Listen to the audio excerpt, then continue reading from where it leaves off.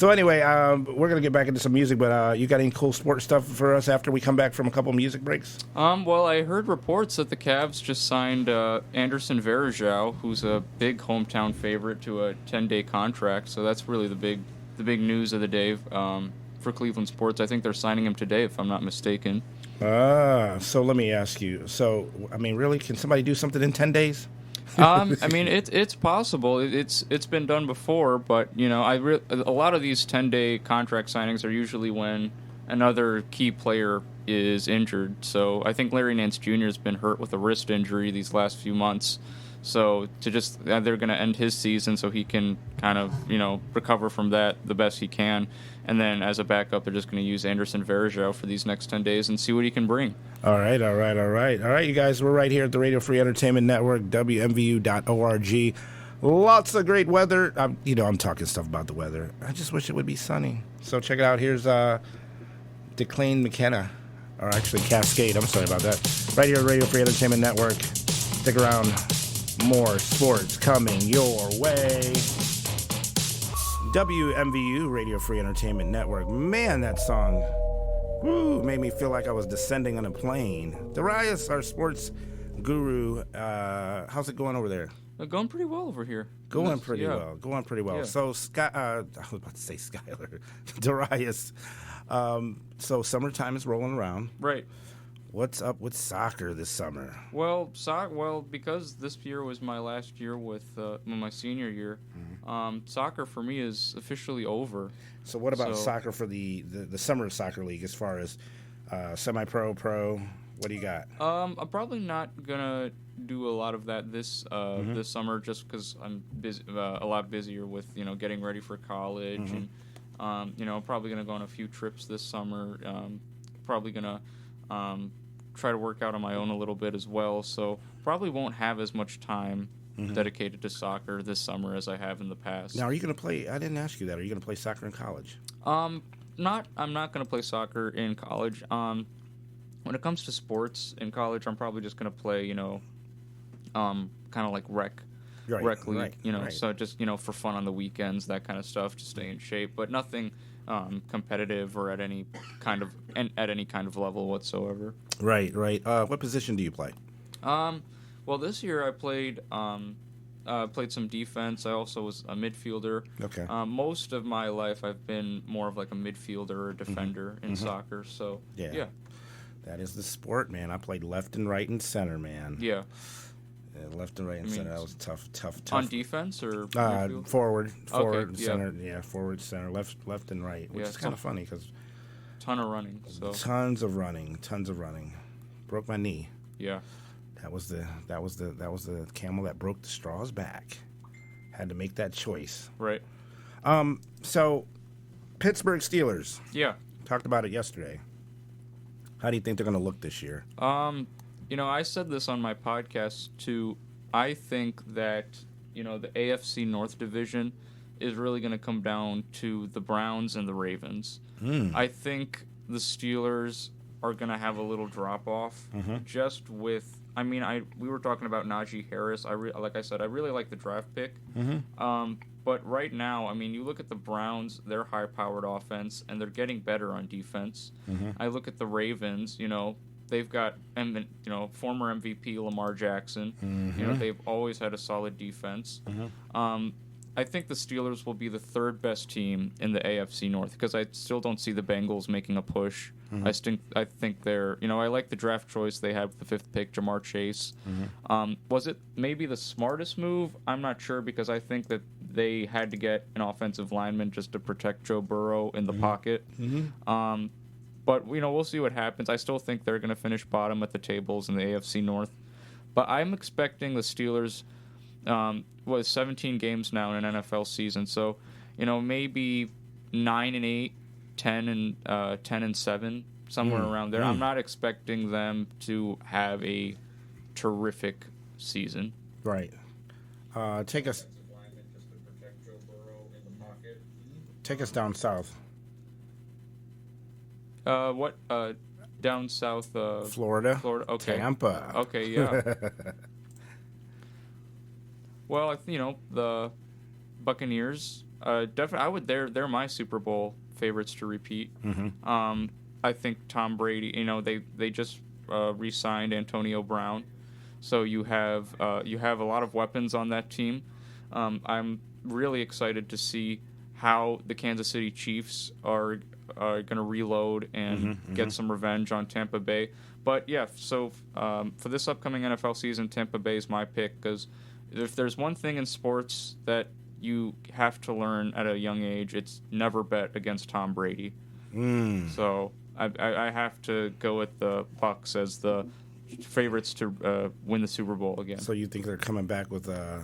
You think they're going to come back and do something? I think so. I mean, they have to be easily one of the top 3 favorites to win it again. And didn't the tight end, what's his name, retire, Gronk?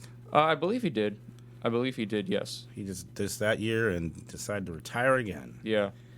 Man, unbelievable. Right here, Radio Free Entertainment Network. Sophie Tucker, purple hat. You own any purple hats? I do not own any purple hats. I enjoyed it. I went to a Cavs game before when I was really young, but I didn't remember any of it. And that year was the year they won the championship. In fact, the time I really started following the Cavs night in, night out was their 2016 Eastern Conference Final Series against the Raptors. Game 1 of that series, from now on, I've been following the Cavs every game. Wow. What's been going on. I started my podcast a couple years later in May of 2018, but my first initial love for sports came when I was in 7th grade. So, wow. Yeah. Words of encouragement. Continue that podcast. You're about to reach, let's see, 20, you said 19, right? 2018. 2018, 19, yeah. 2021. Yeah, you're due to start to grow. You gotta keep consistent. Yes. In this game. Yeah. Whether it's the podcasting or you just gotta stay consistent. Right. So that sounds really interesting. So you started. I mean, 7th grade isn't too old or it's too young. How about anybody else play sports in the family? Well, I mean, my whole family's been a big soccer family. My dad was a rec league coach for basically my whole life. My older brother used to referee soccer games because they gave you a decent amount of money to ref, little league soccer games. Yes. So my brother did that. Yeah. My sister played some rec soccer when she was in college. So in terms of sports, really, we've been a big soccer family. So.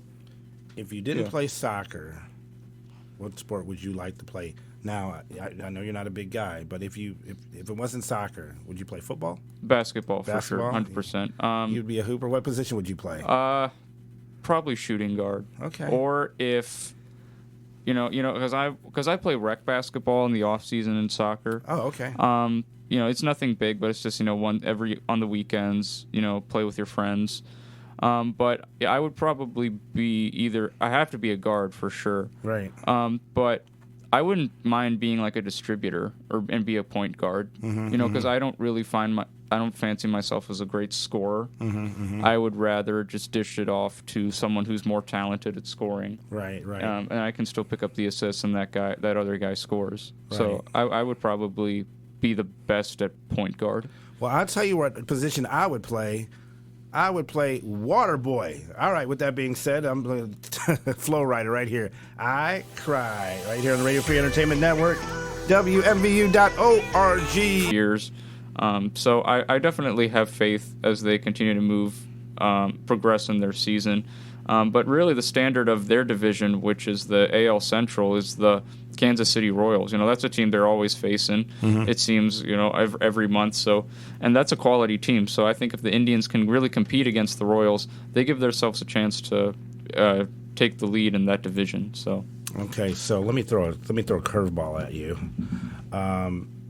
What do you think? How do you think this COVID is going to affect sports this summer and this fall, going into the fall? I don't think it's going to be as bad as it was last year. I don't think we're going to have bubbles that we did last year for, playoff series or anything like that. I think, now with the vaccine rollout, And with a lot of organizations, sports organizations, being vaccinated, getting their players vaccinated, getting staff and GMs vaccinated, and everything like that.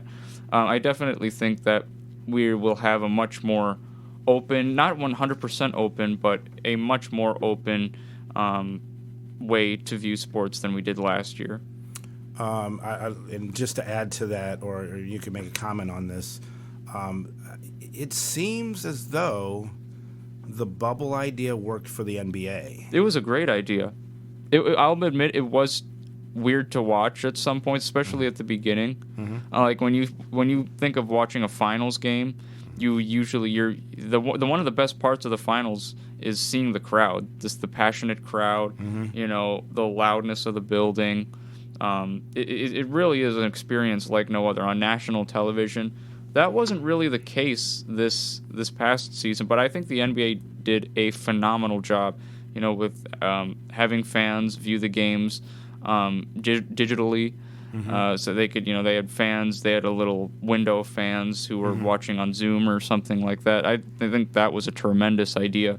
And what important was that they crowned a champion at the end of the day. That was really interesting. How'd you feel about that LBJ and the Lakers and all of that jazz? Yeah, I mean, it was the perfect year, I think, for the Lakers to win a title, especially with the passing of Kobe Bryant. They all were saying that was for Kobe Bryant, and I think it was LeBron and Anthony Davis's first year together. Anthony Davis was sensational throughout the bubble, and I think that it was definitely a great storybook ending to one of the best franchises in sports, to be quite honest with you. So now it's the Celtics and the Lakers, the two. I think what's the best. You could argue that's the best rivalry in all of sports, any sport. And now each of those teams have the same number of championships at 17. So we'll see who cracks the record to get that 18th banner. But yeah, I would definitely say the bubble in Orlando was a huge success. I'm not a sports. When I say I'm not a sports fan, I don't follow it as much. When you have so much of it growing up. But it seems like I've been paying attention to some things. He's been on fire lately with the threes. You know who I'm talking about? West Coast. You already know. A former Ohio guy, Steph Curry. Yeah. What's up with that? He has been. I mean, I think this might honestly be the best I've ever seen him play. I know he had that MVP season, the second MVP season in 2016, where he hit 402 threes in a season. I mean, that's unbelievable. But I think this year, he doesn't have the help that he had in those MVP seasons. And in terms of like consistent offensive firepower, I think he has a lot of quality talent at his disposal. Yes. But you can still clearly see that Steph is the guy in Golden State. And he put up 41 points last night against the New Orleans Pelicans, and he's shooting threes like they're layups. I mean, it's unbelievable how much he has changed the game. I would argue that I'm a huge LeBron fan, but I would argue that he's changed the game more than LeBron has, just because he's inspiring small kids, all over the world. And he's basically saying with his game, you don't have to be incredibly strong or super tall to make noise in the NBA or in basketball. You can, and again, it all trickles down to work ethic. You always see videos of Steph Curry in the gym shooting threes. I think there was a video that came out a few months ago of Steph Curry in a practice just in the gym with the Warriors, and they recorded him shooting threes. He made like 105 straight threes. 105. I mean, straight threes. I mean, I think what he's proving to all of us now in this stretch run that he's been going through, where he's just been absolutely phenomenal, he's proving to all of us that he is the greatest shooter to have ever walked the earth. Because I'll admit, I was kind of iffy about it, because I thought it was between him, Ray Allen, and Klay Thompson. And I really thought Ray Allen was the greatest, would go down as the greatest shooter ever in NBA history. But Steph Curry is the way he's changed the game and what he's been doing. The Warriors are now they're 31-30. They're a game above 500. I mean, could you imagine where they would be without him right now? Oh, yeah. I mean, he has been absolutely sensational, and I just love seeing him shoot the basketball. It really is a treat to watch night in, night out. It is. It is. One more question, and that is, are there too many teams taking too many shots from the three-point line? Every time I watch basketball, I get kind of turned off because I'm like, what happened to everybody's shooting threes? Everybody's trying to shoot threes. And the other night I watched Steph Curry and what game was that? Who did they play? And it just seems when you miss a three, or you miss 2 or 3 in a row or 4 in a row, the game gets taken away. A lot of people shooting threes. And I think, that's with every team, and I'm watching a ton of teams. Everyone's shooting threes now. Like every team has increased their 3-point shooting percentage in some way, shape, or form. You expect, I look at the Houston Rockets a couple of years ago. That was they would attempt like 59 threes. They attempted 59 threes in a game, I remember. I mean, I do kind of miss, and I kind of wish I was alive during the 90s when that was like the big tough era of basketball, where paint play was dominant. Centers were really the stars of the show. I would have loved to also have seen, personally been around for the Celtics and Lakers series in the 80s, because those were bloodbaths, to be quite honest with you. Those guys got at each other in the paint. I mean, the bad boy Detroit Pistons, those guys, and like what Michael Jordan had to go through to eventually overcome them, and how he basically had to change his entire perspective of the game. So this is a much more skilled level, I think, that we're seeing today. I mean, the skill level in today's NBA is off the charts. Yeah, I think you see more skilled players in today's game, but back then it was a lot more about toughness. Was emphasized a lot more back in the 80s and the 90s. I'm not saying that it's not emphasized today, but you see the element of skill really taking over the game, and one of those elements of skill include being able to shoot the ball from three.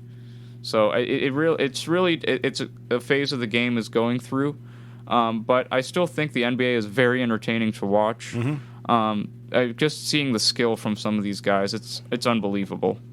Wow, yeah, and definitely. All right, guys, it's 11:40. Christavus D hanging out with Darius Sethnar, resident guru, sports guy, and I'm gonna keep the music going, but I want to tell you, if you get a chance, knowing you probably did, check out Mark Price from the Cavs. Back in the day, oh yeah, he was a beast on the 3-point line. He was a sharpshooter, and on the free throw line. Yeah, he was pretty dope.